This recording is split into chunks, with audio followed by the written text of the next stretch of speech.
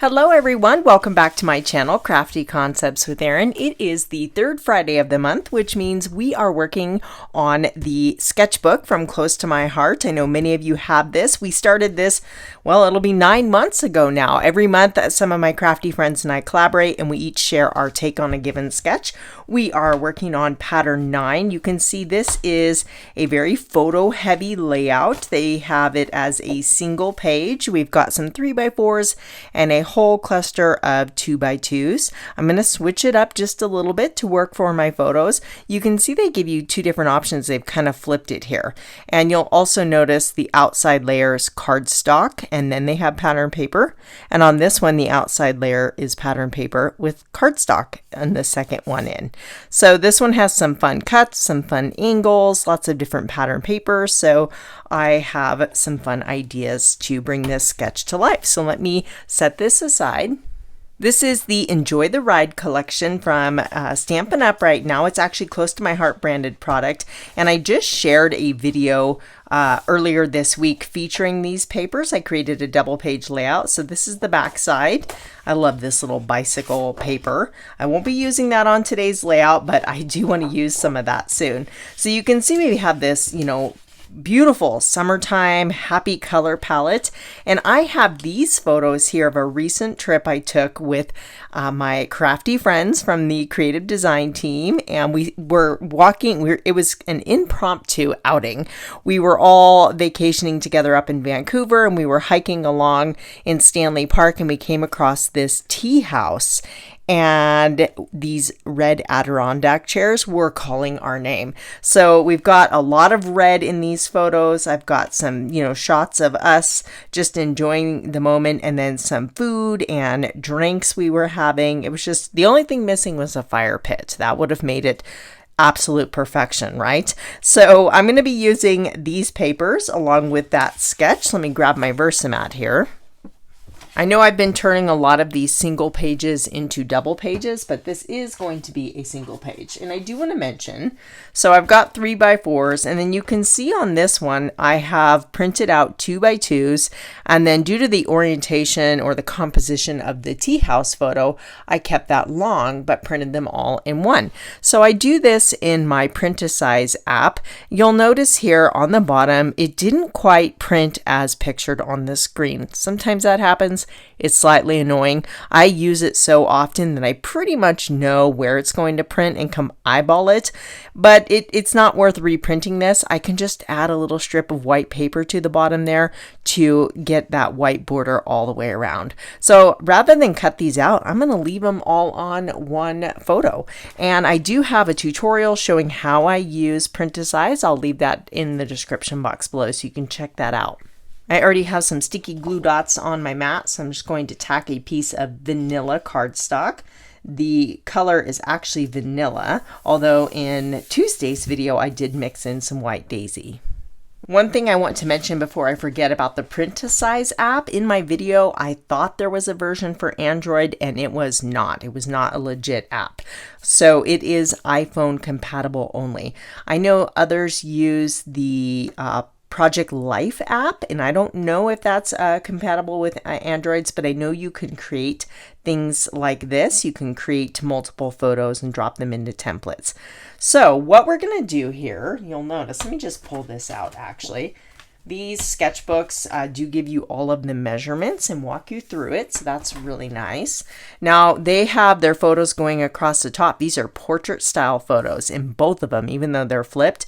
You can see here minor landscape photos. So what I'm doing is I'm basically turning the layout like this. I'm flipping this sketch. So I think what I'm going to do, and I don't have 3 photos, so I'm just going to have these 2. This one's going to sit here, and then I have room for title, and then I have room for embellishments and journaling down here. Even if I had that 3rd photo, I can still, squeeze those in. They have a small title sitting on top, but now I have room for a larger title. I have followed along the sketch, and I cut my center pieces here. The Bluebird paper is 10 by 10, and this one is 9.5 inches squared. So that's going to sit, centered like so. Then we can bring our photos in. I did print these with the white border, but because they're on the vanilla background. I think that looks a little funny, so I will figure out some color to matte those in eventually. So I do have lots of options. If I went with the cardstock around the most outer edge, or excuse me, the pattern paper, you can see that adds just a ton of fun and color. And then we would bring in some, either smaller patterns or cardstock to mat this one on, or we can go with the cardstock around the outside edge and then just have a smaller border of this one. So you can see they have two. You can really see it on this one. So there's a cardstock and then the lighter pattern here, and here they have two different patterns. So they're big triangles. So I need a second pattern, right? I've got this fun gingham, and I don't get a whole lot of opportunities to use red, so my initial thought was this one, but honestly, I think it's too much red. Let's just bring it across like that so we can see it a little bit better. I think that it's detracting from the red in the photos, if that makes sense. I think that we want your eye to go to the red, and by having so much red over here, it's just overkill. So we could use the bike paper. We weren't riding bikes, but it doesn't matter. It's just a happy little outing, and it's a possibility. It's a contender. We also have the smaller floral prints we can put under there. I do like that. I think that would work. But we have the suns on the opposite side. I call this my sunshine paper. You know what? That's it. That's the winner. Okay, sometimes you just know, right? I'm going to cut these down and I'll be right back. We can actually save a little bit of paper here. So I did cut this to 11 1/4 inches squared, and their design has you cut this right down the middle. So you've got a triangle on one half and you have a different triangle on the other half. Or, if you were just going to use the opposite side of the paper, that'd be very convenient. You just flip it over, but I'm not going to use that. So I want to preserve paper, and really all we have showing is a 1/2 inch up here and on the side. So I'm just going to cut a frame, leaving myself, I'm going to go 1 inch just to give myself plenty of room. So I'm just looking at how I want this positioned. So yeah, what we're going to do is go 1 inch. Hopefully this works out. It's my only paper I have. Okay. And let's see, we're going to go 1 inch.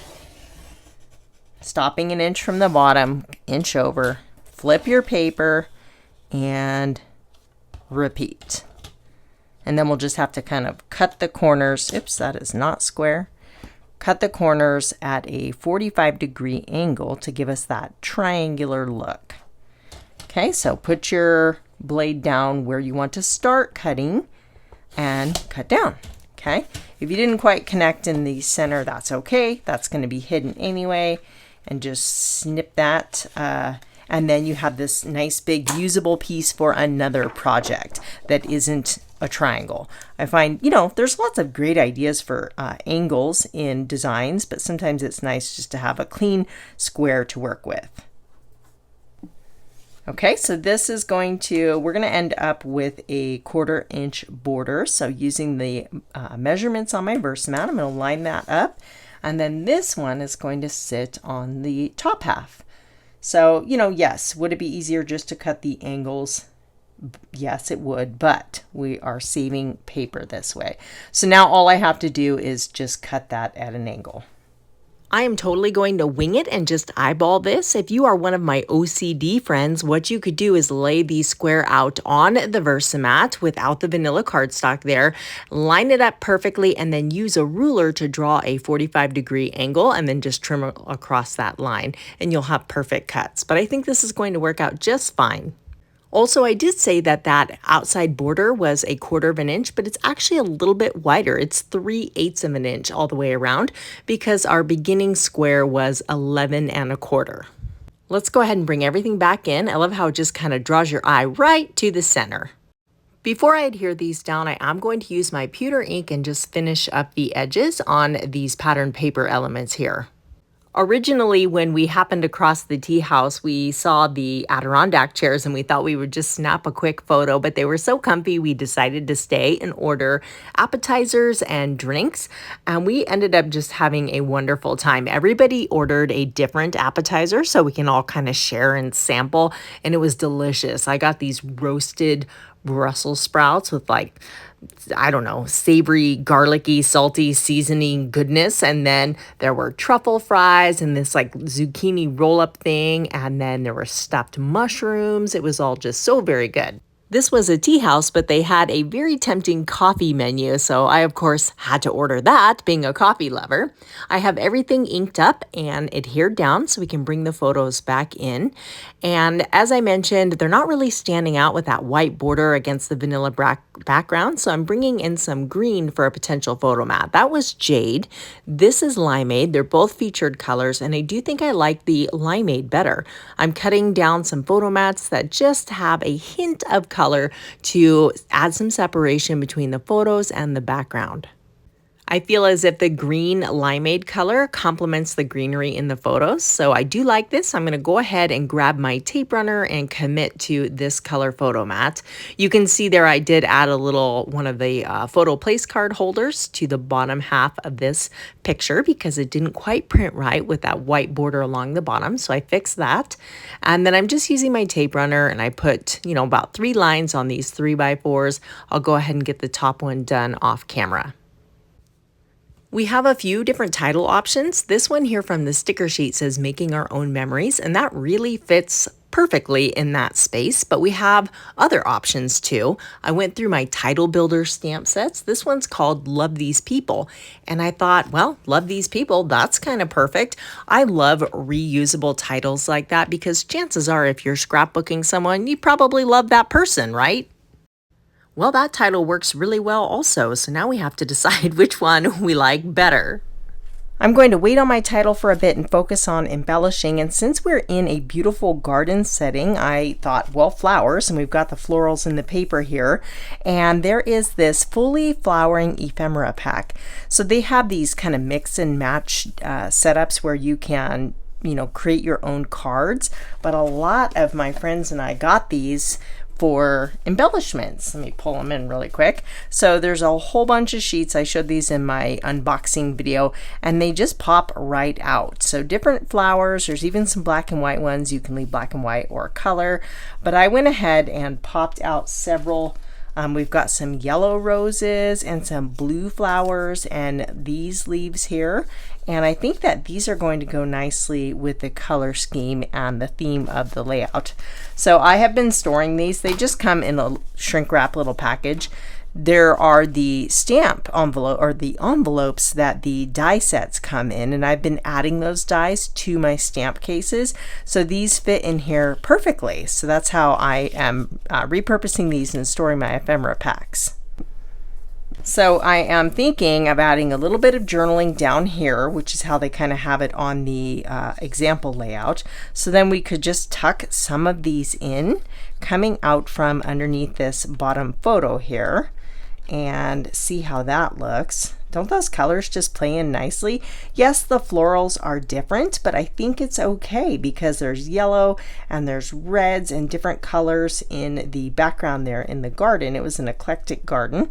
So that's very pretty. We could even tuck some of these leaves just to further extend those, or maybe put some, I can even cut this in half and split those leaves.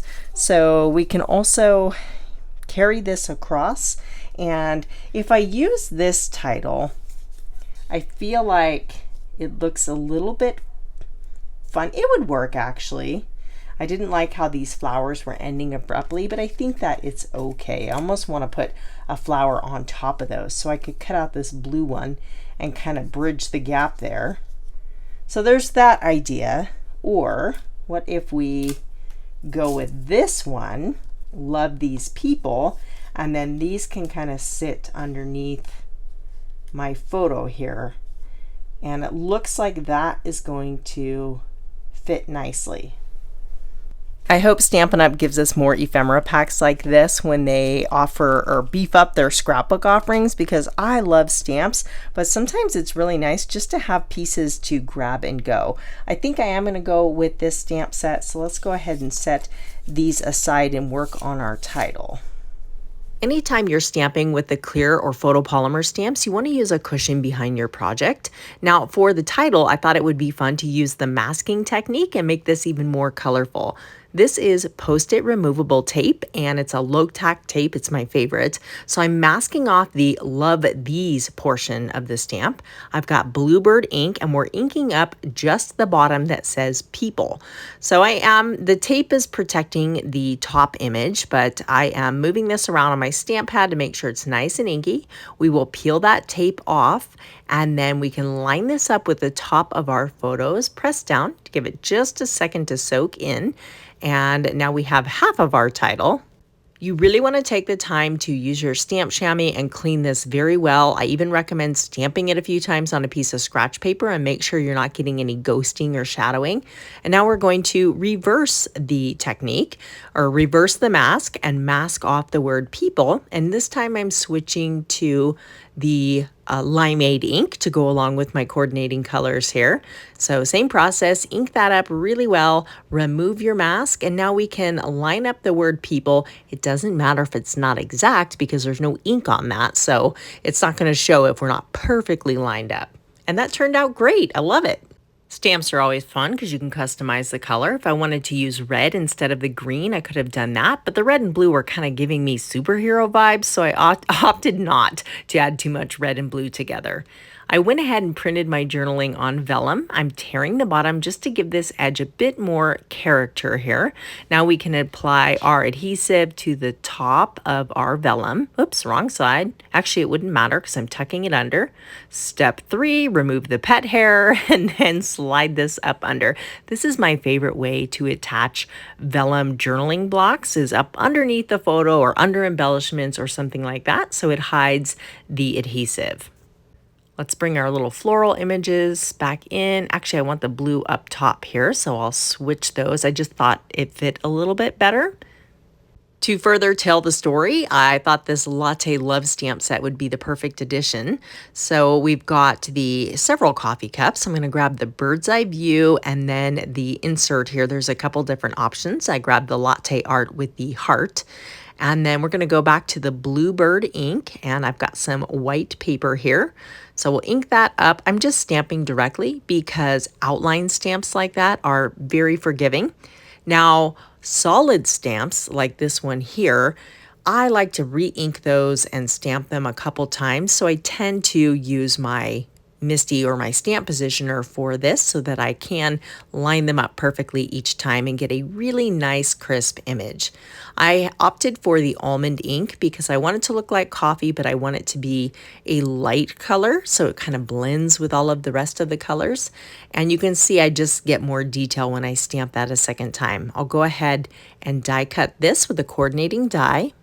You will often hear me talk about my embellishments and how I like to tuck some behind the photos and some over the top. So this little coffee cup is serving the purpose of tying everything together and being that top layer, just slightly covering the corner of my photo here. And as I said, it really helps tell the story because we were having coffee. I do want to add in a little bit more of the green colors. So let's cut these leaves in half and we can spread these a little bit further. We'll tuck the smaller one right up here. And then we've got this bigger section. I think that'll look nice in that area. Now there's 2 sheets. So I know there's another set of leaves here. Oh, there it is. And these just pop out so nicely. I do appreciate that you get multiples of each, so if you are using them to embellish a larger scrapbook layout, you can repeat that elsewhere on the layout. We'll just give this one a little trim also and tuck one up here and then this one on the bottom side, just like we did on the right-hand side. Now, one of my favorite things to do with floral embellishments is just add dimension by popping up the tips of them. So I'm using a little bit of glue to adhere down the base. Let me get these leaves down here. And then for the floral images, we will, let me just finish the rest of these leaves here and then I'll show you. I'm done this before, and I know Chelsea does this a lot on her channel, and it really does make a big difference. So I'm going to use my tape runner to adhere to the bottom, or you can use glue. And then you want to use some foam dots or foam tape, or Stampin' Up! Has the Stampin' Dimensionals, and only add it to the tips of your flowers. So the base is down to the layout and it lifts up as it comes out. And if you want to keep the dimension out of your layout, of course, skip this part. You'll probably thank yourself in the long run when you have more room in your albums and the rest of us are crying because we went foam tape crazy, but we'll worry about that in the future, right? My husband and I have this ongoing joke where we'll say, well, that's a future me problem. Let's go ahead and add a few enamel dots. Now, if you guys caught my friend Jama's video, she documented these same photos using the same paper, but hers is a double page layout. So if you have not had a chance to catch Jama's video, you should definitely head on over and check that out. And I bring it up because when she was adhering her dots, she talked about tucking the larger dots partially under your floral clusters so that they're not quite so big. And I do the same thing. And if you're looking for even more ways to interpret this sketch, be sure to check out my friends Melanie from Mel Stampin' Gallery and Crafting with Cami. I know they are for sure playing along this go around.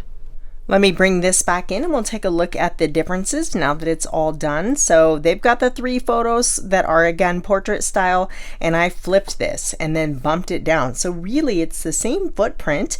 I have more journaling to take up the space of that 3rd photo, and my title's a little bit bigger. I have more embellishments, but they have, let's see, 9 photos and I ended up with 7, right? 1, 2, 3, 4, 5, 6, 7. Yes, because instead of the 2x2s here, I did one larger photo to fill that space.